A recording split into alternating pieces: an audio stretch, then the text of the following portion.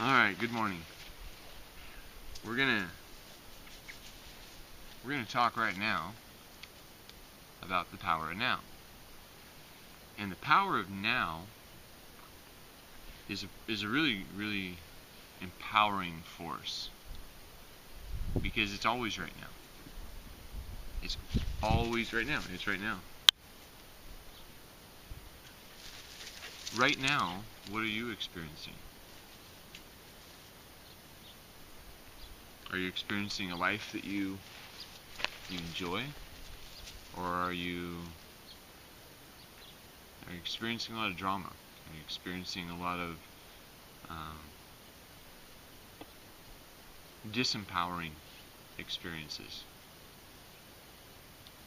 Because those disempowering experiences, when you're very aware of right now, they can actually become empowering, because they're teaching you something. You know, sometimes there's people in our life that we would rather not be in our life. You know, well, the option is to ostracize them. You know, that's not writing them off. It's not saying I don't love you. It's saying that you're too toxic to be in my life right now. And I'm going to love you, but I'm going to love you from a distance, because I can't have you hurting me. See, and right now we have a new guest. Hi, come here. Come here, kitty. Come here. Oh, and there's some quail. There's a little robin. And she's looking to hunt them now. Right now. That's when she's going to do it. And right now she might get some breakfast. Or she might get the experience that she should work a little bit harder before she tries to get another one, because she failed at that attempt. She's a really good hunter. She's a very natural cat. Anyway, the power of now. Right now. Right now, right now, right now, right now. Someday, many people plan on retiring. Someday, people plan on going on vacations and experiencing what life has to offer. And someday I'll be able to take a break. And someday, but you know what? Someday doesn't exist. It doesn't exist. It's in the future. The future doesn't even exist. I mean, who knows? I mean, you know, in 20 nows from now, the whole thing could just go poof, and we're sitting here without a planet, right? Or without a body. So nothing's promised. You know, shit. A lot of people die in their sleep every night. You know, or they wake up in the morning and they've been not drinking enough water and eating too many processed foods, and they try to poop really hard, and then they blow a vein in their head and they die right there on the toilet. I mean, there's a lot of paramedics that go pick up bodies off of toilets. something very, very easily prevented in the now, but it still happens a lot. It's because people aren't conscious of their nows, and so they're building a life that is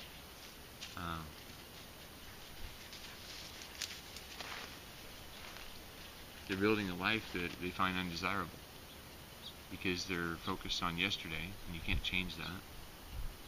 Maybe they're suffering depression because you can't change that. You know, we have to accept it, we have to release it, and then we learn the lesson from it. It happens for us instead of to us. We've gone a long ways from being a natural person, and our society and the culture that we live in has shaped things a certain way, and it has a lot of people dependent on an entity outside of themselves. You know, so whenever you're dependent on somebody else, there isn't as much dignity to be had versus providing for yourself. I mean, a little kid. I mean, most little kids, they don't want you to tie their shoes for them all the time. I mean, they want to learn, but then I want to do it myself. But we moved into a society where people, they don't do anything themselves. And it's not necessarily their faults. It's everything has become complicated to a point that you need to have a degree. A gas can, a freaking gas can. Try to use those. I mean, those things are just a pain in the ass. If you twist the spout a certain way and then you push it in and you tilt it to a certain angle, then it's going to work. But anything short of that, and having, I mean, God, I'm pretty strong, but there's been times that I'm like, what the hell is going on here? So, God forbid, a little old lady or something, or a kid. Well, I guess kids shouldn't be playing with gas too much, but I did as a kid, and I'm still here. A gas can. A vessel in which holds liquid and can be poured into another vessel that holds liquid. Cars, I mean, how many sensors and stuff are on cars? I mean, I got a couple cars here that they don't work just because a microchip or a sensor is preventing their operation. So, yeah, but then I got an old 1970 pickup that every time I go out and I touch the starter, boy, she fires right up. And it runs all the time. And so people say, oh my God, the carbon footprint of that big block vehicle, oh my God, you're a horrible person, oh my God. I said, I only paid $1,200 for the truck. And they're like, oh, so you're a cheap ass too. I said, no, I'm just not really interested in paying, $1,200 every 3 or 4 months in order to drive a vehicle, because then that means I got to drive back and forth to work, and I got to do all these things that actually greatly increase my carbon footprint. So, even though it's a big block engine, and I mean it can pull, like, I don't know, I mean it can do a lot of work. It is also going to be easier for me to convert to using it on methane or hydrogen, and then there's really no carbon footprint, because I can make that right at my house. I can do it right now, right? There's people all over the world that are showing us how we can do these things, and the manufacturers, they're providing technology that. What are you doing? What are you doing right now, huh? What are you doing right now? You said hi. The manufacturers, I mean, they've got hydrogen-powered cars, but you still got to buy the hydrogen from like a gas station. So that doesn't really make sense, because like hydrogen is like one of the most plentiful elements on Earth, and on YouTube it shows us how to take it right out of water. So yeah, there's a lot of things that we could be changing about right now, but the power of right now is within you. It's found through a meditative state, and I learned from a happy monk. That's who you want to learn from. If you want to be happy, you look to somebody who displays happiness, and not in the social media, selfie kind of way, but just out of their being. When they walk into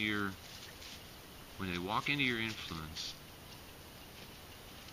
you just know that person is like, wow, they got that going on for them, right? And so that's who you talk to. I mean, if I wanted to learn how to do push-ups, I wouldn't. I wouldn't go to somebody who's 400 plus pounds, and say, hey, how do I do this? You just come on, I mean, we shouldn't look to politicians for efficiency. Localization builds efficiency and accountability. And without those things, you don't have a really strong society. Efficiency. We're able to globally communicate now. I mean, right now, maybe there's only two people going to watch this video, but one of them might be in India.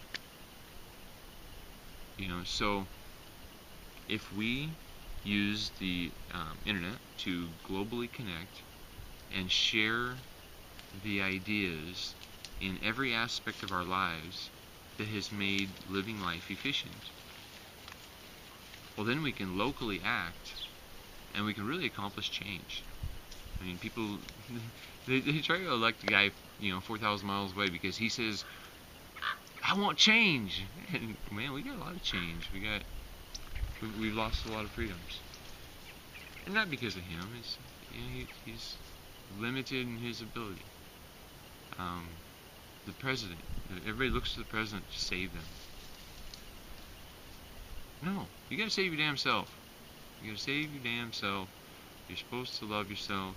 You're not supposed to be looking outwards for someone else to rule over you. I mean, it's great to find a leader or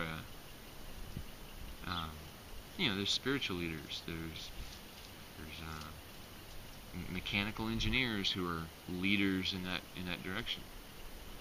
But we shouldn't just agree to be on this team and everything this team implies.